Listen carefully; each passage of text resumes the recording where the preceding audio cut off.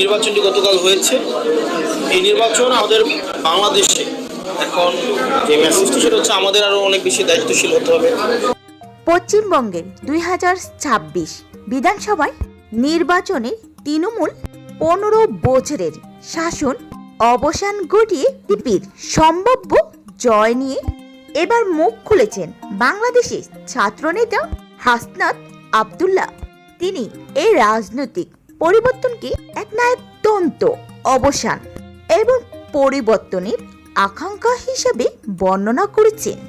পাশাপাশি ভারতের সাথে সমমর্যাদার সম্পর্কের ওপর জোর দিয়েছেন। চলুন হাসনাত আব্দুল্লাহর মুখে শুনি তিনি কি বলছেন পশ্চিমবঙ্গের এই নির্বাচনকে ঘিরে। এই নির্বাচন আমাদের বাংলাদেশে এখন যে মেসেজটি সেটা হচ্ছে আমাদের আরো অনেক বেশি দায়িত্বশীল হতে হবে। আমাদের সবাইকে অ্যাকোমোডেট করে প্রত্যেকটা নাগরিকের অধিকার রক্ষায় আমাদেরকে সচেষ্ট হতে হবে। আমাদের দেশে যাদেরকে আমাদের রাজনৈতিকভাবে সংখ্যালঘু মনে করা হয় তাদের অধিকার রক্ষায়, তাদের অধিকার সুরক্ষায় আমাদেরকে আরও বেশি সচেষ্ট হতে হবে, যাতে করে একটা বৈশ্বিক একটা বার্তা যায়।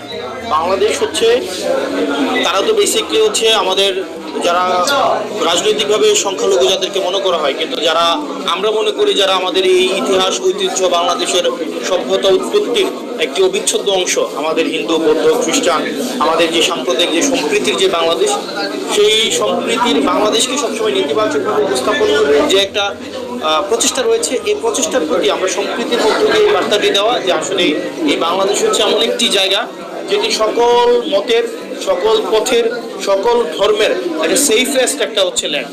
এবং এটি আমাদের যদি আমরা সুরক্ষা করতে পারি তাহলে আমাদের হচ্ছে যে ইন্ডিয়াতে যে নির্বাচন পরবর্তী যে আমাদের বাংলাদেশে যে আমরা ইম্প্যাক্টের সংখ্যাটি করছি, নেতিবাচক ইম্প্যাক্টের সংখ্যাটি করছি, সেটি আসলে থাকবে না।